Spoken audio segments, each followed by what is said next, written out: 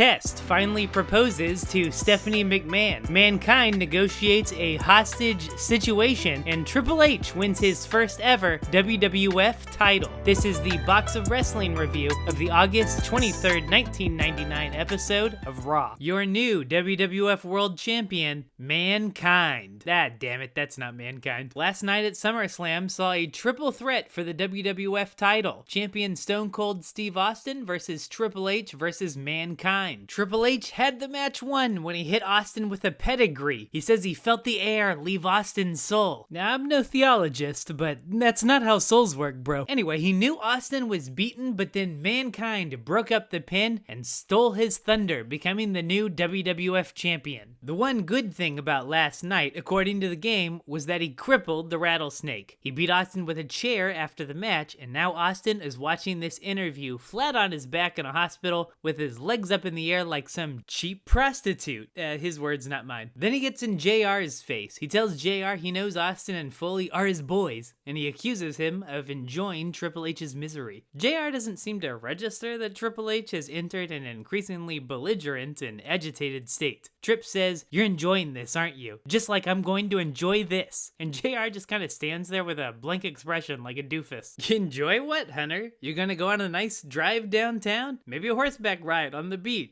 Go to a porno theater to clear your head? They still had this back then. Look it up, kids. No, wait, don't look it up. Then they enter what can only be described as a Bugs Bunny Elmer Fudd routine. I'm gonna enjoy what I'm about to do. Here, hold this. And JR holds it. He just doesn't seem to register at all that Triple H is threatening him. Now, I'm not saying JR deserves this for his own stupidity and blatant lack of self-preservation, but one could say that. Look at China coming through in the clutch holding the mic for Triple H. Mankind comes out to play hostage negotiator as Triple H demands a title shot tonight, or he'll break JR's arm. Foley points out that all Triple H had to do was ask, and he would have given him a title shot. Foley says, "You get the title shot tonight? Now let JR go." Triple H is apparently operating under the no backsies doctrine of law because he just breaks JR's arm anyway and assumes he'll still get that title shot. Predictably, for everyone except Triple H, Mankind says you broke JR's arm, so you don't get a title shot. Luckily for the game, Shane McMahon comes out to bail him out for his stupidity. Shane says he believes in keeping promises. Tonight, it's gonna be Triple H versus Mankind for the WWF title, and another thing, have a nice day. This was a great segment. I pretty much loved everything about it. Even Triple H being an idiot and breaking JR's arm is great because a heel choosing evil over basic intelligence just feels right.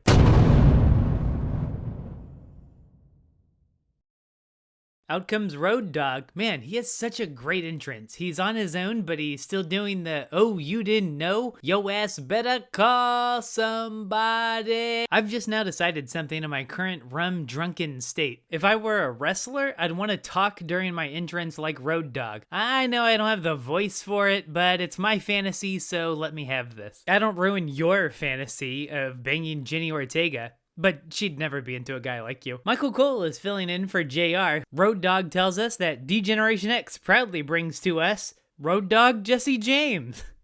That's kind of awkward. Like, are there any other members of DX right now? Al Snow senses this is an awkward moment and does Road Dogg a solid by interrupting it. Oh no, they show Pepper the dog. That means we're just a month away from the infamous Kennel from Hell match, which means Al Snow's going to eat that dog soon. Whoa. Road Dogg sets up on the table as Snow reaches for the world's tiniest ladder. That was one of the gnarliest botches of one of the stupidest moves I've ever seen. God is punishing him for the upcoming Kennel from Hell match. Jericho's countdown clock starts and Road Dogg decides to just go ahead and put Snow through the table anyway. Then just kind of forgets he's in a match and wanders off with Jericho. Bossman comes out and beats up Al Snow while he's down. Oh, and he takes Pepper the dog. It begins. He's gonna feed it to Al Snow. Our second hostage situation of the show. The segment progressed 2 storylines but was given so little time. Like, that botched table spot was almost the entirety of the match. I think it could have worked, but it just needed a little more time for me to care.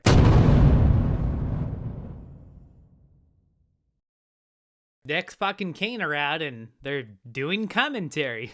I love that Kane is putting on the headset like he's gonna call the match. We've got a tag title match, and weirdly the champs are coming out first. Champions Undertaker and Big Show defeated X-Pac and Kane last night at SummerSlam. The champions are facing the Acolytes, who won a tag team turmoil match at SummerSlam for the right to challenge for the titles, and they're already doing this 24 hours later. In his first call of the night, X-Pac says to Undertaker, "So what, you tombstoned me, you're a big man." Yeah, he tombstoned you and won the match to retain the tag titles. What a weird taunt. And then Michael Cole says, "I'm surprised they're even able to come out here tonight after getting chokeslammed and then tombstoned." And X-Pac says, "I don't know, Michael. I just do what I do, you know. I get beat up a lot and come back." And even King is like, "That's your specialty? Getting beat up?" Putting X-Pac on commentary is turning into a PR nightmare. So I timed this match and it was literally a minute and a half. We had a whole tag team turmoil match on SummerSlam, and the match it leads to gets a minute and a half. Then Farouk gets thrown into the announce table. Then for some reason, Farouk hits Kane in the face. So Kane and X-Pac get involved, and the bell rings, and X-Pac takes another choke slam. Taker hits Kane with a chair, and then the Acolytes stomp him. Acolytes, why are you so mad? You started it. No one looked good here.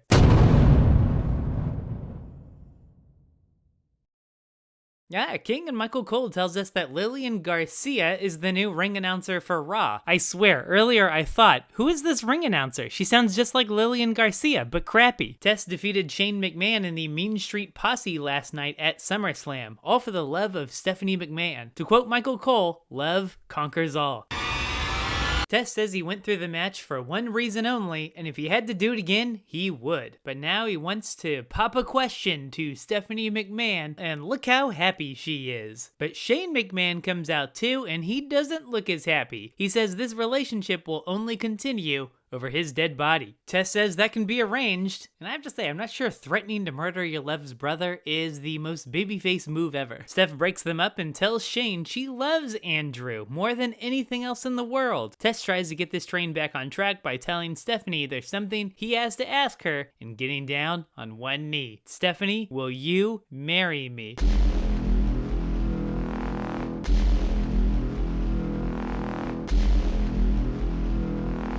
And she says, "I love ya, but I need some time." Ladies and gentlemen, I have a rant, so if you will please join me in the rant zone. I'm married, and when I proposed in 2011, everyone asked, "So how did you propose?" It's still a thing, but I feel like especially at that time you had to have an elaborate proposal, and it had to be recorded for social media, and all of your friends had to be involved. Isn't this what the wedding is for? The wedding is a big celebration of your love where everyone has to pay attention to you. Is it really a good idea to make the proposal like that too? I'm a big proponent that the woman or whoever should be able to say no in the proposal without like societal shame. If you put on this big song and dance circus, she's gonna feel like she can't say no. And now you've got a marriage and 4 kids and you hate each other and hope you fall asleep at the wheel on your way to work and never wake up.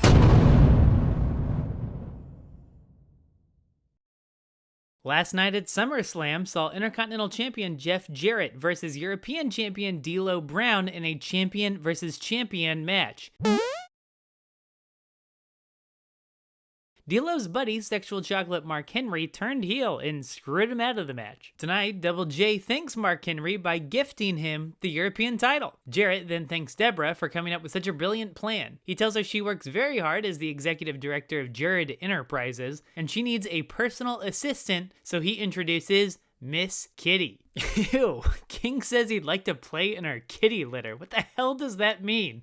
You know what? I don't want to know. Actually, King was currently together with Miss Kitty in real life, and she'd eventually be wife number 3. Jarrett declares himself the greatest Intercontinental Champion of all time and issues an open challenge. I feel like that's kind of brave for a heel. But apparently right now, Mark Henry has a match against Meat?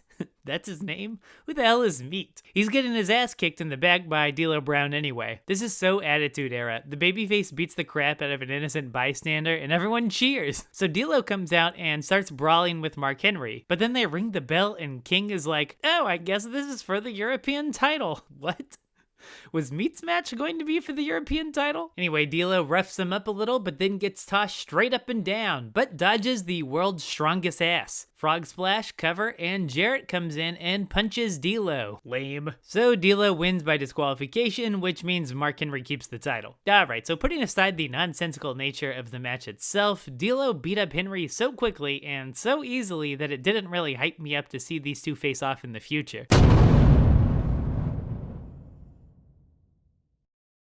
Billy Gunn has found Jeff Jarrett's open contract for a shot at the Intercontinental title, but he doesn't have a pin. He asks Chyna if she'd guard the contract and make sure no one signs it. She agrees, and Gunn goes on a heroic quest to find a pin. Then Chyna signs the contract. Love it. Rock does that thing he does where he spits indoors. Ugh. And then he does it again. Woo. Rock is facing Gangrel next, and he tells him to come on out here with his little cup of blood. The Rock will turn it over and spill all the blood out, then fill it back up with monkey piss and stick it straight up his candy ass. The Rock's genius is he says stuff like that with a straight face. Here comes Gangrel on the Gangrelevator. He's with the Hardys, and I do vaguely remember that being a thing, the new brood. I love the entrance, but the Rock just monkey pisses all over it by coming out and slapping all three of them. This one's all Rock until Gangrel wanders off. Rock follows and Matt attacks while Jeff distracts. But even that doesn't last long and it's back to Rock kicking ass. Later, Gangrel distracts while Matt gets his ass kicked, but love this dive by Jeff that finally takes Rock back down. Edge and Christian, who recently got betrayed by Gangrel and kicked out of the Brood, show up and chase the Hardys off, so now it's one-on-one. Considering Gangrel has only ever gotten an upper hand with help, that's not good for him. Rock counters an atomic drop into a rock bottom, people's elbow. Rock beats Gangrel. Now I'm not sure what the point of this was, and I watch AEW, so I love a pointless match if it's good. Sorry. But this match wasn't even particularly good. It was almost all Rock, even with the interference. Maybe if the new Brood had been made to look just a little stronger.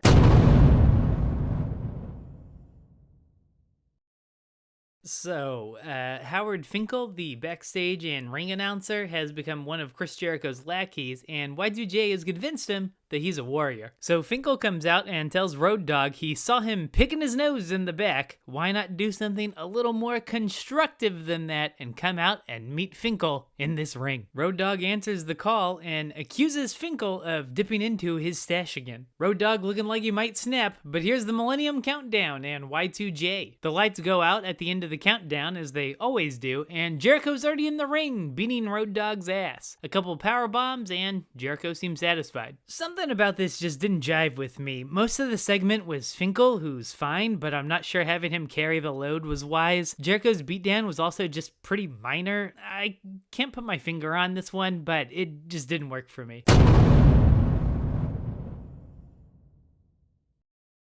So, Holly's lost the tag team turmoil match last night, and they seem to blame each other. Hardcore Holly says if you see his cousin Crash, tell him he wants a match with him to see who the true super heavyweight is. And then immediately, Crash comes out to answer the challenge. God, they could have at least gone to commercial or something first. That was like instantaneous. Alright, so they immediately head to the outside, and they're really laying into each other, but the announcers spend the whole time talking about Triple H. Yeah, I don't know. They've pretty well de-pantsed any hope of this match getting over. The Hollies continue to fight outside, and they cut away to Kevin Kelly to get an update on Stone Cold. Remember when I said they de-pantsed this match? Well, now they've taken a cheese grater to its nuts. And now we're interviewing Mankind, so are we going back to the Holly match ever, or nah? Mankind says JR was a friend of his, and sure, he's had his issues with Stone Cold, but the man has practically funded Foley's retirement. Triple H, you can dish it out, but can you take it? This whole thing would have been saved if the Hollies came crashing through that curtain right there. But nope, we go to commercial, and here's Undertaker and Big Show, so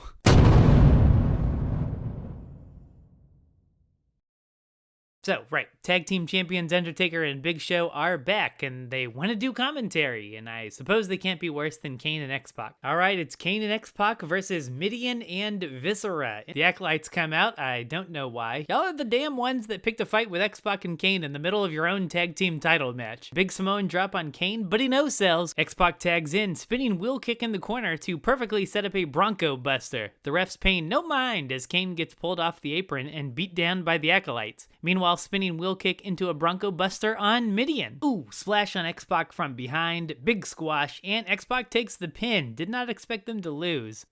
The Acolytes have just casually been beating Kane's ass for the last 15 seconds, and the ref just never noticed.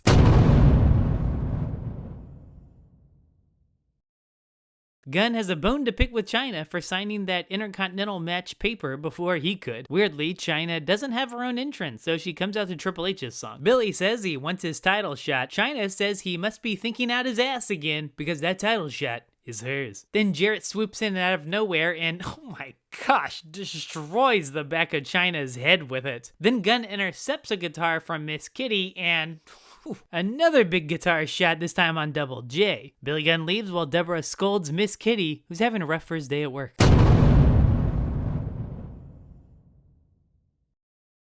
Alright, it's main event time, but first, a parade of entrances. The Rock is going to do commentary. Whew, that's a lot of guest commentary in one episode. But it's no surprise that Rock is great at it. Michael Cole welcomes him to the announce table, and Rock tells him to shut his mouth. Shane McMahon comes out. He's wearing a referee shirt and tells Earl Hebner to take a hike. Then Triple H and Mankind finally come out. Foley throws the world title on the announce table and gets to work. Drops the elbow and signals for Socko. Mankind's stock in the game. And then he shoves the sock in referee Shane's mouth. Love it. The Rock calls Shane a piece of monkey crap as he gets shoved out of the ring. But Foley turns around into a pedigree attempt, but Foley hits a back body drop and uses Socko on Triple H while he's down. Chyna runs out to make the save, still selling the guitar. And she eats some Socko. Chyna tossed outside as the game tries to get Mankind from behind, but double arm DDT. Foley's looking like $1 million here. Hebner runs back out, but Foley can only get a 2 count. Trips tosses Foley onto the announce table, and The Rock complains that he spilled soda all over The Rock's $600 shoes. Kid, $600 was a lot of money back then.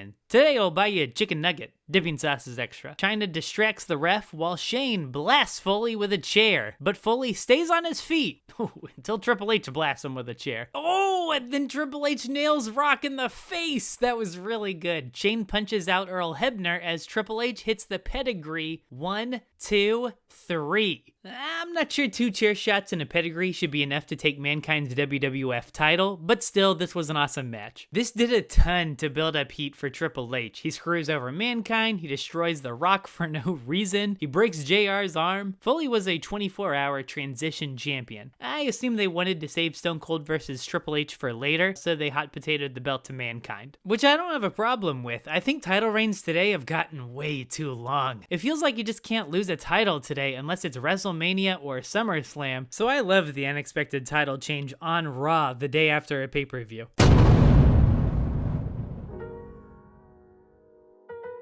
So, how do I rate the August 23rd, 1999 episode of Raw? Here we have a classic case of a fantastic main event, and the rest of the episode kinda sucks. If you're a big Triple H fan, I highly recommend the main event though. It's also just a historic moment on a little-known episode of Raw. We all know what kind of career the game ends up having, and this is one of those first big steps.